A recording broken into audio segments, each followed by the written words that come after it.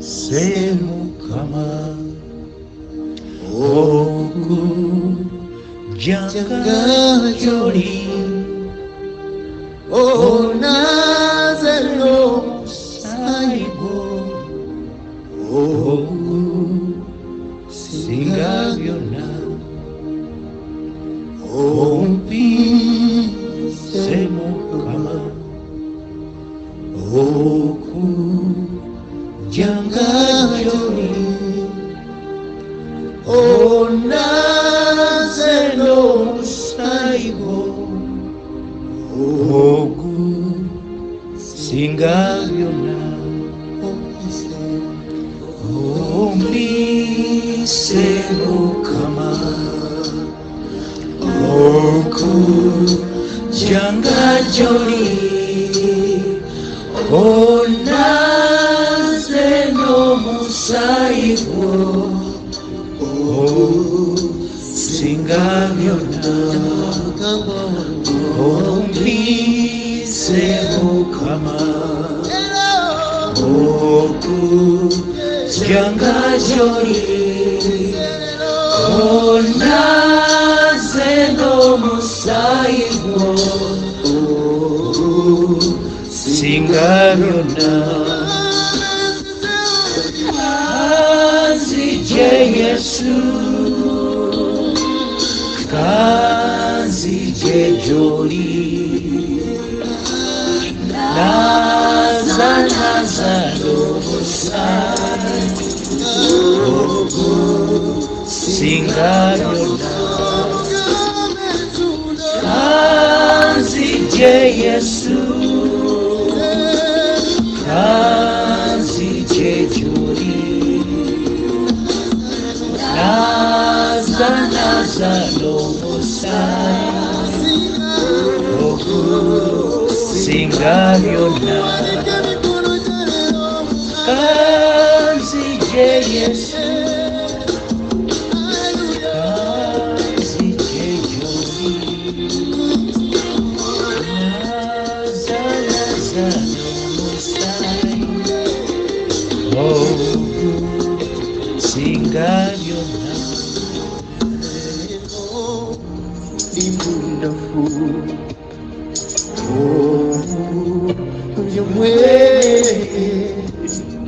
Aja gy'oli tomugoba wewe sige wange ndi munafu by'obwerere aja gy'oli tomugoba wewe sige wange kanzije Yesu kanzije gy'oli naza n'omusaayi okusinga byonna kanzije Yesu kanzije gy'oli naza n'omusaayi okusinga byonna wampiira zenda ery'ebibi okwagala aludde lero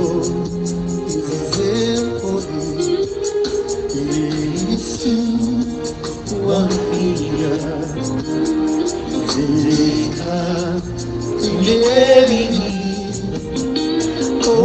okwagala aludde lero izebutoni kanzije Yesu kanzije gy'oli naza n'omusaayi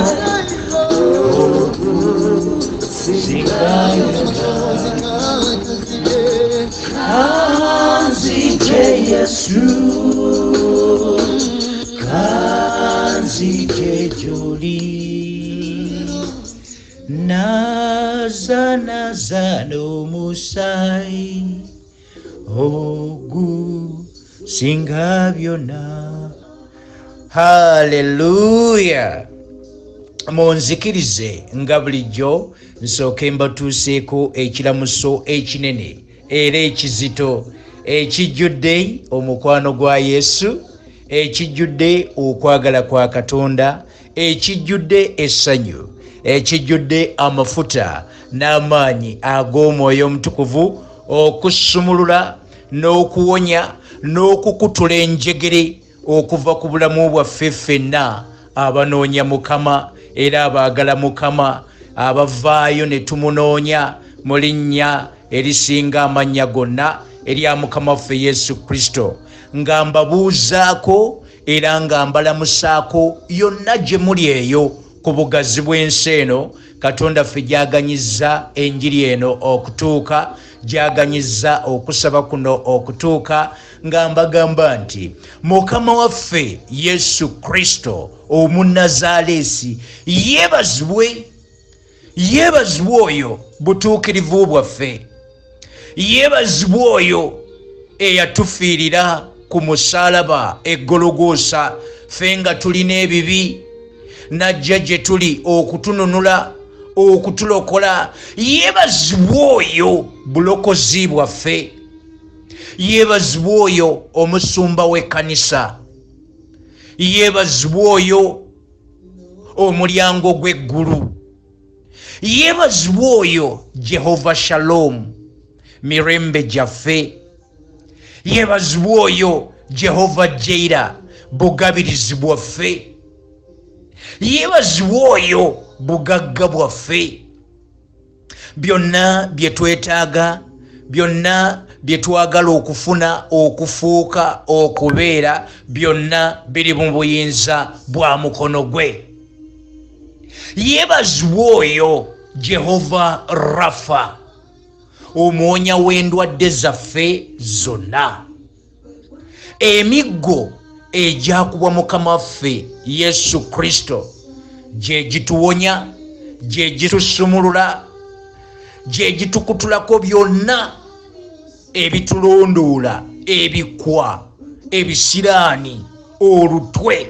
Yeebazibwe oyo addamu essaala, ayanukula okusaba. Yeebazibwe oyo Katonda omwesigwa, Katonda ow'amazima, atalimba, alabirira ekigambo kye n'ebisuubizo bye byonna n'abituukiriza eri ffenna abamwagala, abamwesiga, abamusuubira, abamukkiriza, abamusaba. Yeebazibwe nnyo Jehova Nisi, bendera yaffe ey'obutuukirivu.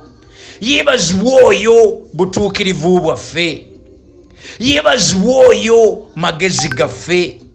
Yeebazibwe nnyo Jehova Shama, yeebazibwe nnyo Elohim, El Shaddai, Adonai, nannyini buyinza, nannyini maanyi, nantameggwa, omuyinza w'ebintu byonna.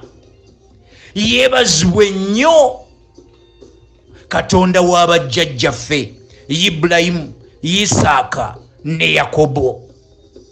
Yeebazibwe nnyo Katonda wa Isirayiri, Katonda wa Uganda, Katonda w'ensozi, Katonda w'ebiwonvu, Katonda w'emiseetwe, w'agayanja aganene. Yeebazibwe nnyo nannyini maanyi. Yeebazibwe nnyo Katonda oyo omwesigwa. Yeebazibwe nnyo nannyini kisa, oyo eyatuyitira ekitiibwa kye ekitaggwaawo mu Kristo Yesu. Yeebazibwe oyo ateeka oluguudo wakati mu nnyanja, n'ateekawo olukalu, amazzi n'agafuula ebisenge, n'asomosa abaana be. naawe gy'oli eyo mukazi gwe, musajja gwe, mwana gwe ow'obuwala, mwana gwe ow'obulenzi agenda kukusomosa, kukujja mu mbeera eyo gy'oyitamu. Obulumi bwonna, okusoomoozebwa, okugezesebwa kwonna kw'obadde osanga eyo agenda kukulokola, agenda kukununula. Ye mukutula njegere, ye Katonda atuyamba. Yeebazibwe nnyo Katonda waffe. Abba, our Father, ndi ye Katonda waffe, ye Katonda waffe. Yeebazibwe Kabaka w'abakabaka, Mukama w'abaami, Katonda nannyini magye. Oyo eyatonda eggulu n'ensi n'ebirungi byonna ebirimu, ye nannyini byo. Yeebazibwe nnyo Katonda oyo atwagala, n'okwagala okutayogerekeka, okutaliiko bukwakkulizo. Oyo bwe yayagala ensi bw'ati, n'okuwaayo n'awaayo omwana we omu yekka bw'ati, n'ajja atufiirire. Yeebazibwe oyo eyatugula n'omusaayi gwe, n'atunaaza n'omusaayi gwe. Ekitiibwa n'ettendo tubiddiza ye yekka, nannyini matendo, nannyini kisa, bugagga bwaffe, bwesige bwaffe. Yeebazibwe nnyo Katonda waffe. Haleluya, amiina. Ye Katonda atwagala, yatugulira akadde bwe kati ne tujja mu maaso ge okumusinza, okumugulumiza nga tumuddiza ekitiibwa n'ettendo. Atusaasidde busaasizi. Kale bikkula wamu nange Bayibuli, tugende butereevu mu kigambo kya Katonda yonna gy'oli eyo, nga tutandikidde mu kitabo kya Yokaana, enjiri ya Yokaana essuula emu. The book of John chapter 1 we tutandikidde awo. Yokaana essuula emu olunyiriri olw'ekkumi n'olw'ekkumi n'essatu. The book of John chapter 1 verses 12 to 13. Yokaana enjiri essuula emu olunyiriri olw'ekkumi n'olw'ekkumi n'essatu. Nze nno mmaze okubikkula Bayibuli yange eno ey'obwakabaka bwa Buganda. Ntegeeza Bayibuli yange eno eyawandiikibwa era nevvuunulibwa mu lulimi olukulu era nga lwe lwogerebwa mu bwakabaka bwa Buganda, olulimi Oluganda. Bayibuli yange ey'Oluganda egamba bweti mu kitabo kino ekya Yokaana enjiri essuula esookera ddala olunyiriri olw'ekkumi n'olw'ekkumi n'essatu. Naye bonna abaamusembeza yabawa obuyinza okufuuka abaana ba Katonda, be bakkiriza erinnya lye. Be baakola batya? Be bakkiriza erinnya lye. Abo abakkiriza erinnya lye beebo abaafuulibwa abaana ba Katonda. Bayibuli egambye wano mu kitabo kino ekya Yokaana omubatiza essuula eno esookera ddala olunyiriri olw'ekkumi nti naye bonna abaamusembeza yabawa obuyinza okufuuka abaana ba Katonda, be bakkiriza erinnya lye. Olunyiriri olw'ekkumi n'essatu lugamba abataazaalibwa musaayi, newankubadde okwagala kw'omubiri, newankubadde okwagala kw'omuntu, naye abaazaalibwa Katonda. okiwulidde ekyawandiikibwa kyaffe kyetutandise nakyo Yokaana enjiri nga bwe yawandiikibwa Yokaana omubatiza, the book of John the Gospel, chapter 1 verses 12 to 13. Yokaana essula esooka olunyiriri olw'ekkumi n'olw'ekkumi. Tinaye bonna abaamusembeza yabawa obuyinza okufuuka abaana ba Katonda be bakkiriza erinnya lye. Ekitufuula abaana ba Katonda kwe kukkiriza erinnya lya Mukama waffe Yesu Kristo. Watondebwa Katonda, ffenna twatondebwa Katonda, naye ate ekitufuulira ddala abaana ba Katonda tusalawo busazi, kubanga kati we tuli waliwo abatamukkirizanga, abatambulanga bwe baagala, batambulira mu ddogo, basinza lubaale, basinza sitaani, byonna ebitonde Katonda bye yatonda obutonzi ng'abantu bye baafuula bukatonda bwabwe nga bwe basinza. Naye wulira Yokaana enjiri essula 1:12, nti naye bonna abaamusembeza yabawa obuyinza tubufuna, tubuweebwa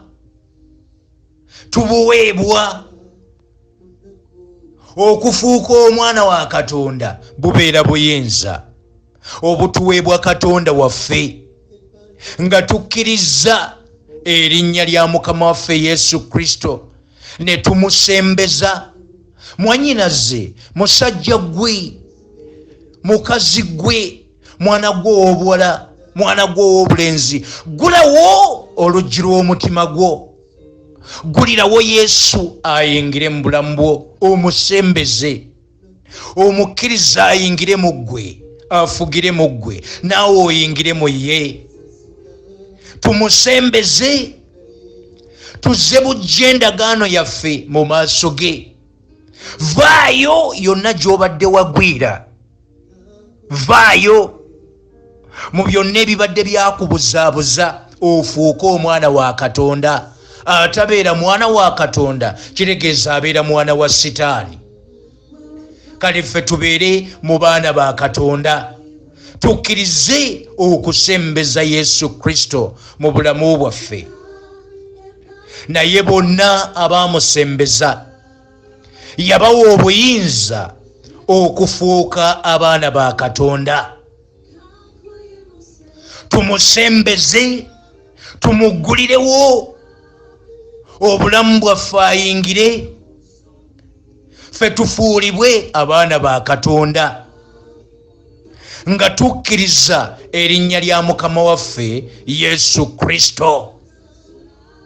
Likkirize olwaleero, mukkirize ng'omulokozi wo, nga Katonda wo, abeere omulokozi w'obulamu bwo, abeere omusumba wo, ye musumba waffe, ye musumba w'ekkanisa.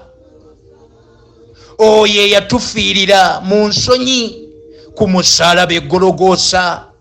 Muggulirewo mwannyinaze, musajja gwe, mwana gwe ow'obuwala, mwana gwe ow'obulenzi. Wulira nti naye bonna abaamusembeza yabawa obuyinza okufuuka abaana ba Katonda be bakkiriza erinnya lye. Abataazaalibwa musaayi. Okufuuka abaana ba Katonda si kuzaalibwa mu musaayi ogwa kitaawo ne maamawo, newankubadde okwagala kw'omubiri, newankubadde okwagala kw'omuntu. Naye ekitufuula abaana ba Katonda kwe kuzaalibwa Katonda mwene. Katonda yennyini yatuzaala nga tukkiriza erinnya lya Mukama waffe Yesu Kristo. Mukkirize olwaleero mwanyinaze musajja gwe yonna gy'oli eyo ebiseera bituuse era nga bye bino bayibuli egamba etya mu kitabo kino kye tulimu ekya Yokaana enjiri tweyongereko mu maaso okuva wano ku ssuula esooka tugende mu ssuula ey'okuna essuula ey'okuna tugabaneyo ennyiriri nayo 2 olwa23 n'olwa24 Yokaana essuula 4 olunyiriri olwa23 n'olwa24 Katonda yeenoonyeza abaana be abaamukkiriza kati tekikomaawo mu kumukkiriza bwe tumukkiriza tuteekeddwa okubeera nga tumusinza mu butuufu nga tutuukiridde nga tukola okwagala kwa Katonda si kusinza businza abasinza abanoonya Mukama tuteekeddwa okubeera n'amazima mu ffe nga tulina embala ya Kristo mu ffe. Katonda ayagala abantu abafaanana bwe batyo abakola okwagala kwe abatambulira mu kwagala kwe abatuukiridde abamusinza nga tebamusinza mu kamwa na bikolwa bukolwa wabula nga tuli b'amazima mu ffe nga tutuukiridde abasinza abaana ba Katonda abaazaalibwa Katonda abakkiriza erinnya lya Mukama waffe Yesu Kristo n'abeera omulokozi waffe tuteekeddwa okumusinza mu mwoyo ne mu mazima. Wulira Yokaana essuula 4 olwa23 n'olwa24 tinaye ekiseera kijja era kituuse abasinza amazima lwe banaasinzanga Kitaffe mu mwoyo n'amazima kubanga Kitaffe anoonya abalinga abo okubeera ab'okumusinzanga. Ffe abazaaliddwa abakkiriza Mukama waffe Yesu Kristo ffe Katonda banoonya. N'olwekyo bannyinaze abooluganda mu Kristo yonna gye muli eyo bino by'ebiseera ensi ng'efaanana nga bw'efaanana nga ntabangufu ng'aboonoonyi beeraga lwatu abasinza ebirala ng'ensi ejjudde obuseegu ejjudde ekibi aboonoonefu nga beeyongera naye ne mu mulembe guno Katonda akyanoonya abantu abamusinza mu mwoyo ne mu mazima mu nsi efaanagana nga bw'efaanana nga buli kintu kiringa ekizibu. Katonda ayagala abantu abamusinza mu mwoyo ne mu mazima. Wulira Yokaana essuula 4 olwa23 nti naye ekiseera kijja era kituuse kyekino kituuse nsaba kireme okutuyitako ffe tulina kweyongera kusinza Katonda waffe nga tusinza gwe tutegeera tumunoonye tumutegeere tunoonye amazima g'ekigambo kya Katonda amazima g'ebyawandiikibwa tunoonye amazima tunoonye Mukama tumutegeere. Ekiseera kituuse kyekino abooluganda bannyinaze ng'ensi ejjudde ekibi ejjudde obwonoonefu obuseegu obwa buli ngeri ng'aboonoonyi bejjayo mu kizikiza nga beeraga. Kyekiseera nga kituuse naffe abakkiriza erinnya lya Mukama waffe Yesu Kristo okwongera okumusinza mu mazima.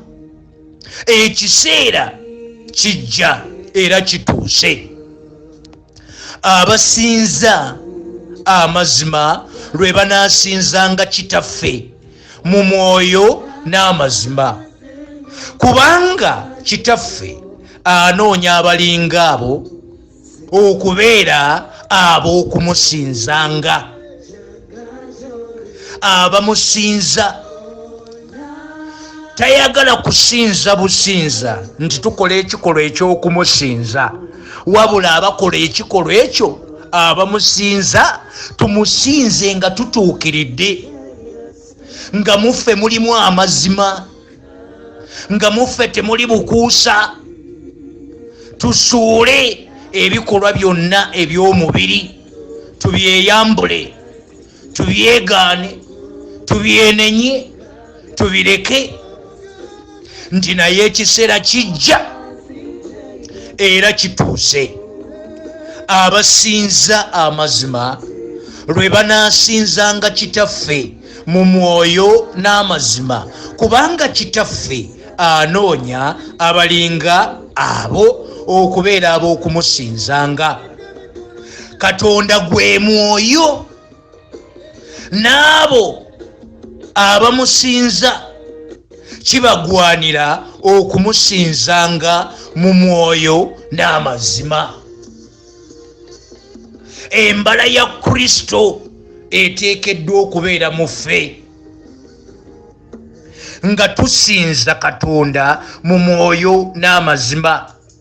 Anoonya abantu abalinga abo, abataferera mu linnya lye, abatakozesa bukozesa linnya lya Yesu okubba, okutulugunya abalala, okulimba, okufera. Guno gwe mulembe nga gujjudde abaferera mu linnya lya Yesu, abaakola amasabo ageefaanaanyiriza ekkanisa nga mwe baferera, mwe bareepingira, mwe bakolera eby'obuseegu byonna. Abantu nga babanaaza soda, babambula, baakola amasabo mu kkanisa. Kati bino byebiro bwe biti nga Katonda anoonyeza ddala abantu ab'okumusinzanga mu mwoyo ne mazima, abamusinza nga tutuukiridde. Tweyambule buli kibi kyonna, obuseegu tubweyambule, tweyambule obufere. Katonda waffe akomawo okunona ekkanisa ye, okunona abatuukirivu be, okunona abaana be abakkiriza erinnya lye, okunona abalonde be. Nsaba tubeere mu abo nga ffe tutuukiridde, tunoonye Mukama nga bw'akyayinzika okulabika. Tuleke ekibi, sula obwenzi, sula obwamalaaya, va mu kugula bamalaaya, va mu kwetunda, va mu bisiyaga, va mu bulimba, va mu bujeemu, va mu mpaka, va mu bubbi, va mu bufere. Byonna tubyeyambule. Va mu ttamiiro, eri ebiragalalagala, eri enjaga, eri omwenge. Byonna tubisuule, tubyenenye, tusobole okusinza Katonda waffe ono mu mwoyo ne mu mazima. Ffe be yeetaaga, anoonya abo omulembe gwaffe guno gwe tulimu Katonda anoonya abalinga abo abamusinza mu mwoyo ne mu mazima. Ayagala ettendo lyaffe, ayagala okusinza kwaffe, naye nga byonna tubikola nga tutuukiridde mu maaso ge. Wulira, Bayibuli etugambye mu Yokaana essuula ey'okuna olunyiriri olwa 23 n'olwa 24 ti naye ekiseera kijja era kituuse abasinza amazima lwe banaasinzanga Kitaffe mu mwoyo n'amazima, kubanga Kitaffe anoonya abalinga abo okubeera ab'okumusinzanga. Nsaba tubeere mu abo baanoonya. Bw'abanga anoonya nga weetuli, nga wooli mwannyinaze, nga wooli musajja gwe, nga wooli mwana gwe ow'obuwala, mwana gwe ow'obulenzi, nga tuli mu abo agenda okunoonya nga weetuli, nga tuli mu abo abamusinza mu mwoyo ne mu mazima. Tuggyewo obukuusa, tweyambula obusungu, obutasonyiwa, ebikolwa byonna nga bwe birambikiddwa mu Baggalatiya essula ey'okutaano okuva ku lunyiriri olw'19 paka ku lwa 21.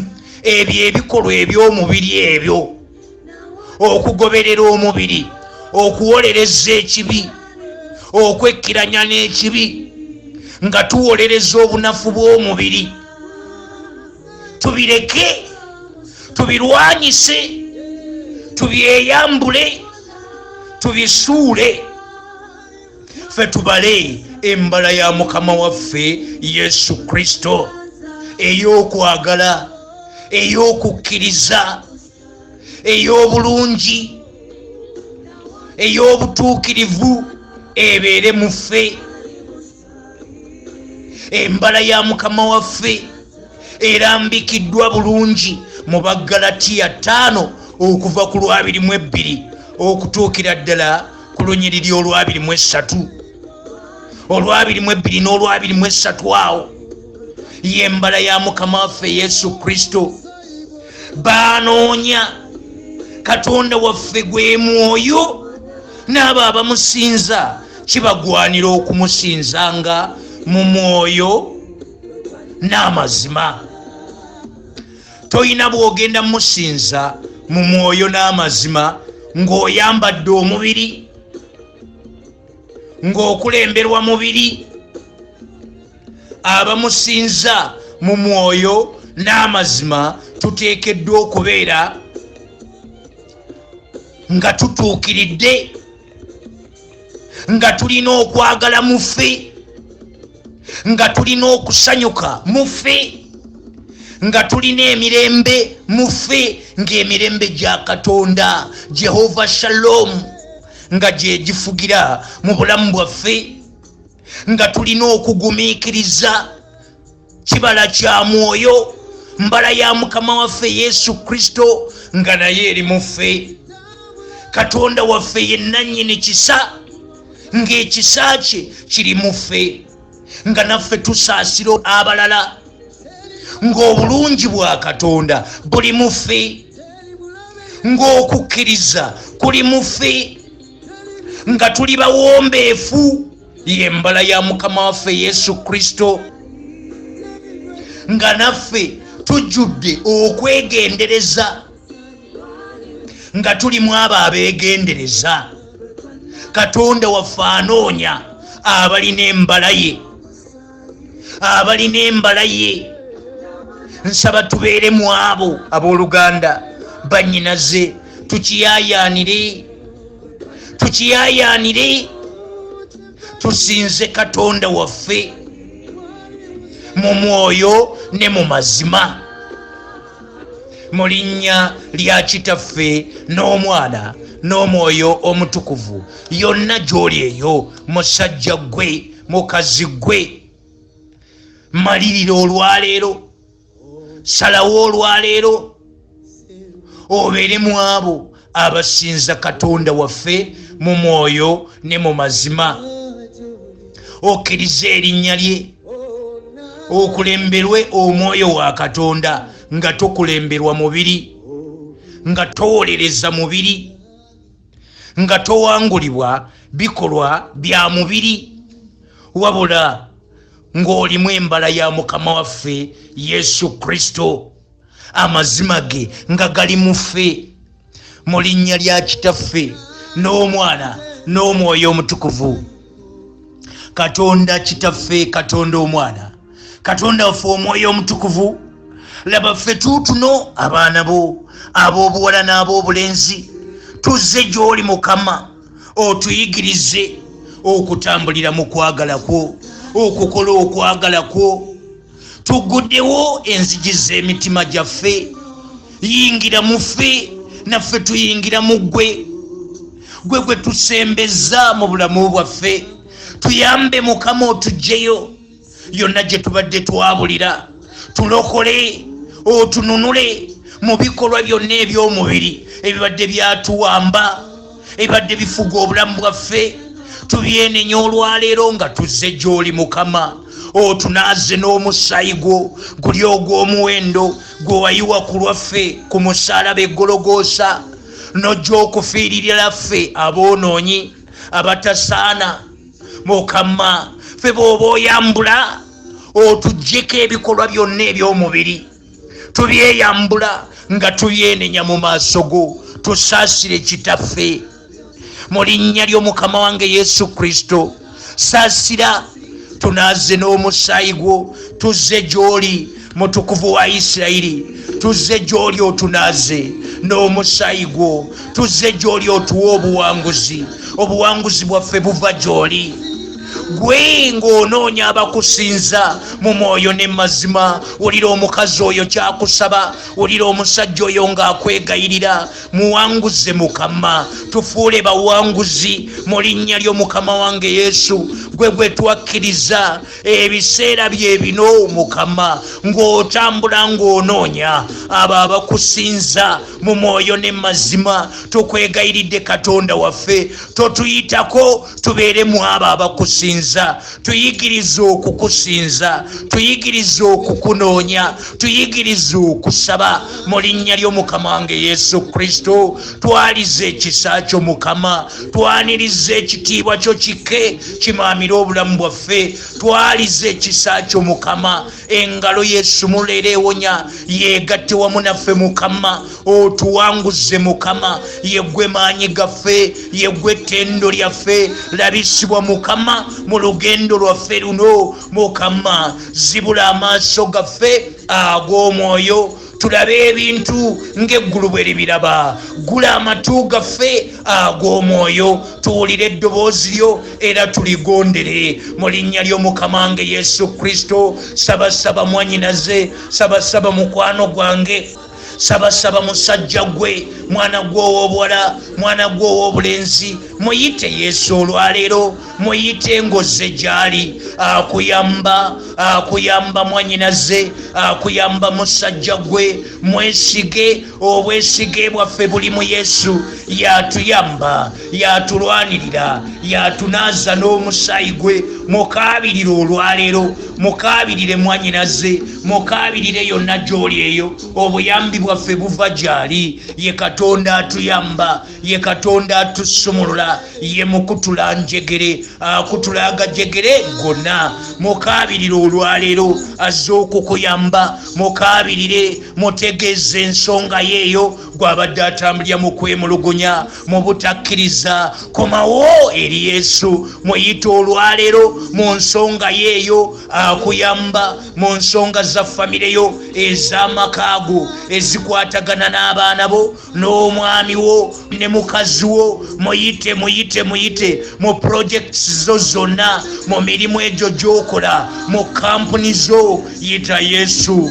muyite mwannyinaze, muyite musajja gwe ng'omusinza bw'otyo mu mwoyo ne mu mazima. Yakebera mutima, akebera mutima gwo. Laba ng'otuukiridde mu maaso ga Katonda waffe ng'omusinza mu mwoyo ne mazima. Akola ku nsonga yeeyo, akuyamba, akutula agajjegere gonna ebibadde bikulemesa byonna, ebyo ebibadde bitulemesa okumusinza mu mwoyo ne mazima. Ge gajjegere ago gakutula olwaleero gava ku bulamu bwaffe, gava ku bulamu bwaffe. Tuteebwa okuva mu maanyi gonna ag'ekizikiza, mu maanyi gonna ag'eddugu, ebyo obusibe bwonna obubadde ku bulamu bwaffe olwaleero bukutuka. Tuteebwa mu linnya lya Yesu. Tuzze gy'oli, tuli mu maaso go Mukama, tusinza gwe nannyini kisa, nannyini kwagala, gwe yatuyitira ekitiibwa kyo ekitaggwaawo. Tuzze gy'oli, gwe ssanyu lyaffe Mukama, obwesige bwaffe buli mu gwe, gwe tukkiriza Mukama. Tusabye otuluŋŋamye mu lugendo luno olw'obulokozi Mukama, otunyweze mu linnya ly'Omukama wange Yesu. Tuyigirize okutambulira mu butuukirivu, tunywerere mu butuukirivu, tukole obutuukirivu mu linnya ly'Omukama wange Yesu. Tujje mu ebyo ebibadde biswaza erinnya lyo, bive mu kkanisa, bive mu booluganda mu linnya ly'Omukama wange. Tusaasire gwe nannyini kisa, nannyini kwagala. Byonna ebibadde byatukwata mbiragira biveewo Mukama. Sumulula abaana bo. Nze nyimiridde mu buyinza, mu maanyi ne mafuta ag'Omwoyo Omutukuvu agampeebwa gwe Mukama wange Yesu Kristo, okulangirira okuwonyezebwa eri bonna ababadde abalwadde, okulangirira enzigi enzigule zonna ezibadde zaggalwa, nzirangirira nti ziggulwewo eri obulamu bwaffe mu linnya ly'Omukama wange Yesu Kristo. Tuyigiriza amakubo go gwe yamanyisa Musa, amakubo go n'ebikolwa byo eri abaana ba Isirayiri. Naffe Mukama tuzze gy'oli, tuli mu maaso go Mukama, otumanyisa amakubo go Mukama mu mulembe gwaffe guno n'ebikolwa byo byonna mu linnya ly'Omukama wange Yesu Kristo. Tuviireyo Katonda waffe, tuyigirize okusaba nga bwe kitugwanira Mukama, nga tusaba essaala eri mu kuteesaako, eri mu kwagala kwo, essaala gy'osanyukira, gy'oyagala eyo Mukama gy'oba otuyigiriza nga tuluŋŋamizibwa Omwoyo w'Omutukuvu mu linnya ly'Omukama wange Yesu. Tuggulirewo Mukama, tuggulirewo etterekero lyo eddungi nga bwe kyawandiikibwa mu kyamateeka 28:12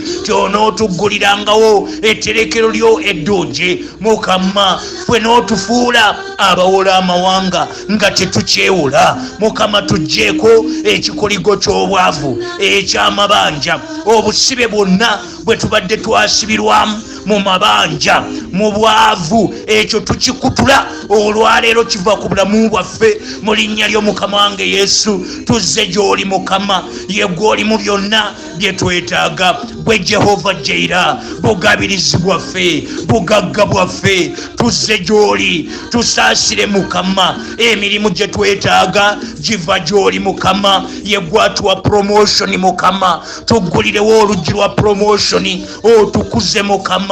Empeera yaffe nnene eva gy'oli Mukama. Katonda waffe, tusisinkanye abantu abalungi. Ekigambo kyo kyogera Zabbuli eya 24 olunyiriri olusooka nti eno ensi yo n'okujjula kwayo n'abantu bonna abali mu nsi eno babo Mukama.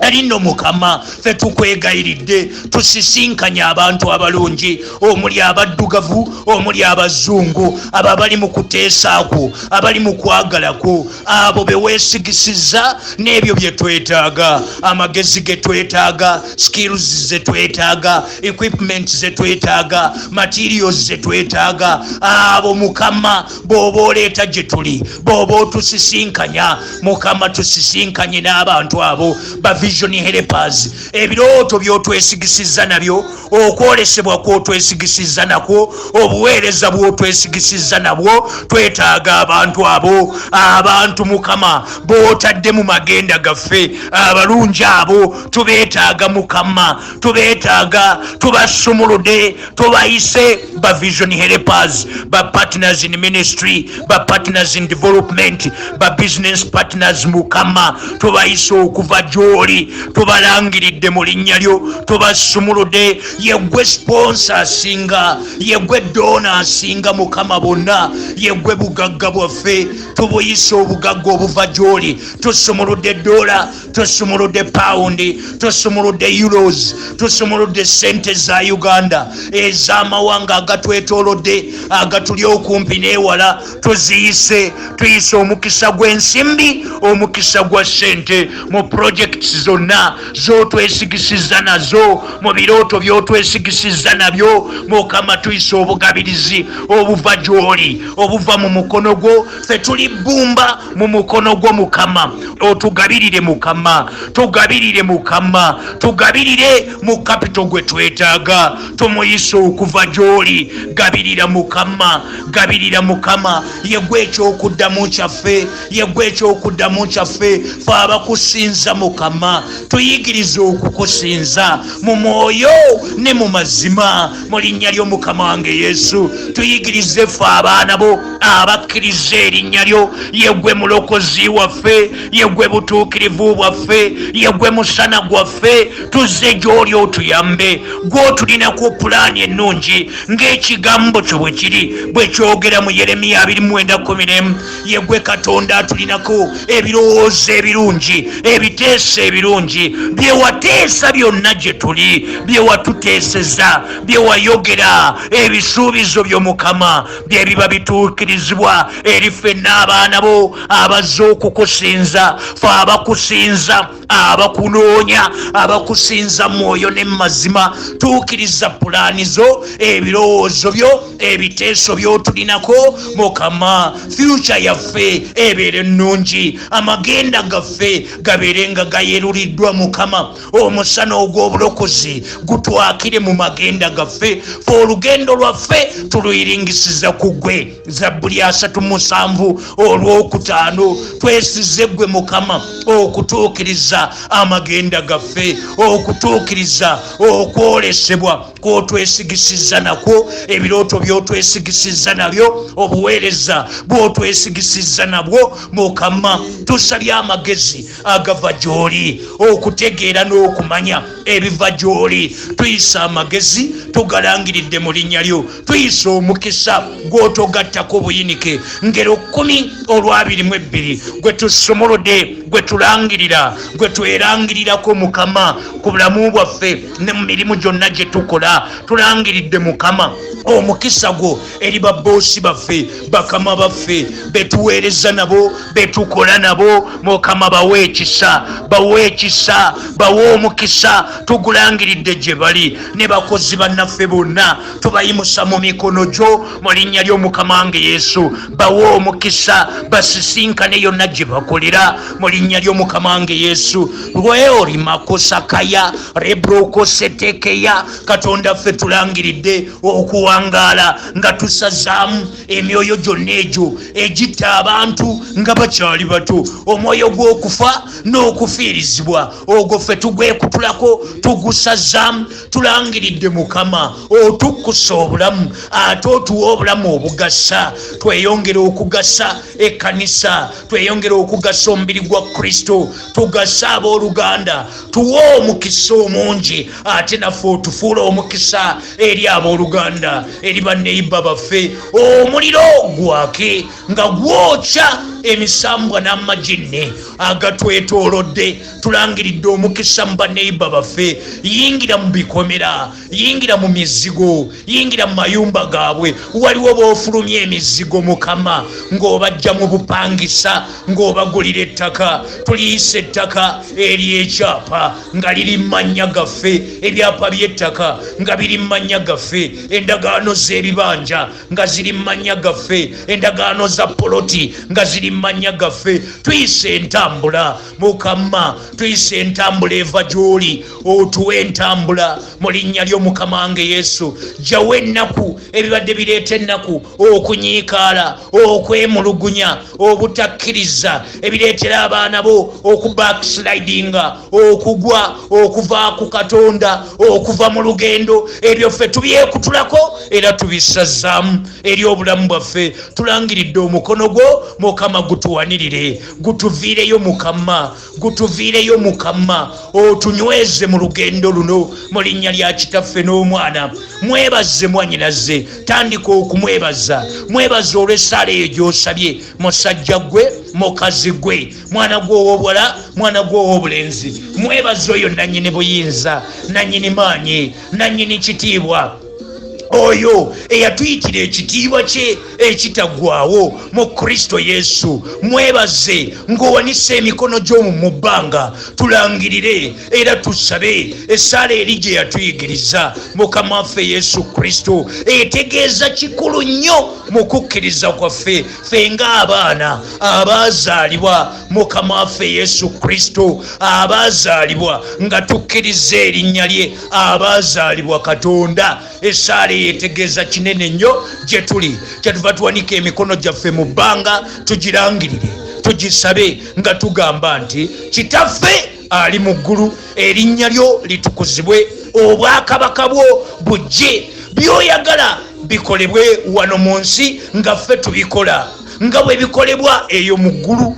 Otuwe leero emmere yaffe eya leero, otusonyiwe ebibi byaffe, tusonyiwe ebyonoono byaffe byonna, tusonyiwe amabanja gaffe gonna, ebikolwa byaffe byonna ebitali bya butuukirivu tubyenenyezza leero mu maaso go. Tusaba otusonyiwe Mukama, nga naffe bwe kitukakatako okusonyiwa bonna betubanja, okusonyiwa bonna abaatusobya, abaatwesittaza, abaatumenya omutima, abaatulyamu olukwe, abaatunyaga. Olwaleero Mukama tukwegayiridde, twambaze ekisa, amafuta n'amaanyi ag'Omwoyo wo Omutukuvu, nga twatula mu linnya lyo n'akamwa kaffe nti tubasonyiye bonna era tubasumuludde mu linnya lyo. Totuganya kukemebwa, kuwangulibwa bikemo bya Sitaani ne ba agents be. Tuteekerewo obuddukiro ng'ekigambo kyo bwe kyogera mu Bakolinso ekisooka essula ey'ekkumi olw'ekkuminesatu ti Katonda waffe oli mwesigwa nnyo, ffe totuganyenga kukemebwa okusinga bwe tuyinza, awamu n'okukemebwa kwonna nti onootuteekerangawo obuddukiro. Tuteekerewo obuddukiro nga tudduka ekibi, nga tudduka ebikemo, tuleme okuwangulibwa okuva mu kukemebwa ate okugenda mu kwonoona. Tuteekerewo obuddukiro ayi Katonda waffe, ffe abazaaliddwa ggwe Katonda waffe, ffe abakkiriza erinnya lyo. Tulokole eri omugwagwa Sitaani, eri omubi Sitaani n'ebikolwa bye byonna. Ye ggwe atta enkwe z'omugerengetanya Sitaani, ababi abaweereza Sitaani n'otobaganya kutuukiriza nkwe zaabwe eri ffe abaana bo bonna, ffenna wamu abazaaliddwa ggwe Katonda waffe, Katonda Kitaffe, nga tukkiriza erinnya ly'Omwana wo Mukama waffe Yesu Kristo. Tulokolere ddala Mukama, kubanga obwakabaka n'obuyinza bibyo era binaabanga bibyo emirembe gyonna. Gw'obeera bumu tokyuka, obeera bumu gyo leero ne luli n'emirembe gyonna. Gw'oba ofuga mu bulamu bwaffe, fuga Katonda waffe, tukuwadde obulamu bwaffe, yingira ofuge. Tukukkiriza Mukama, tukusembeza mu bulamu bwaffe, ofuge, ofuge Mukama. tukusinze nga bulijjo mu mwoyo ne mu mazima mu linnya ly'omukama wange Yesu. Weebale kabaka w'abakabaka, weebale nannyini buyinza, weebale omuyinza w'ebintu byonna, weebale nantameggwa, weebale Katonda omuliro ayanukuza omuliro, weebale gwalokola mu muliro eyalokola Shadrach, Meshach ne Abedunego. Naffenna abazze mu maaso go, abakunoonya otulokodde. Bizinesi ezibadde teziraba, ezo ezibadde zaaziba amaaso nga teziraba bakasitoma, ezo ezibadde ng'ezaafa ozizuukizza Mukama. Weebala ozizizzaamu obulamu, naffe otuzizzaamu obulamu obw'omwoyo. Okuva n'olwaleero tuluŋŋamizibwa omwoyo w'omutukuvu. Weebale Mukama, weebale Katonda waffe, weebale Yesu Kristo Omunnazaaleesi.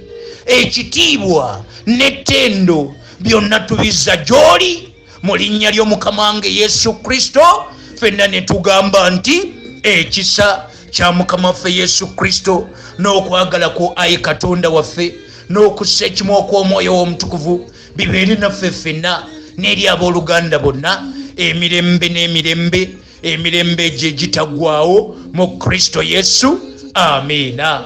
Mazima ddala obulungi bwo, ekisa kyo, amazima go, obutuukirivu bwo, obugagga bwo, omusaayi gwo, omukono gwo, obukuumi bwo, okuwonyezebwa okuva gy'oli, essanyu, okwagala kwo, okukkiriza, ebirabo byonna eby'omwoyo omutukuvu n'ebyamagero byo byonna. Nsabye Mukama nti binaagendanga wamu naffe ffenna abakkiriza erinnya lyo ennaku zonna ez'obulamu bwaffe.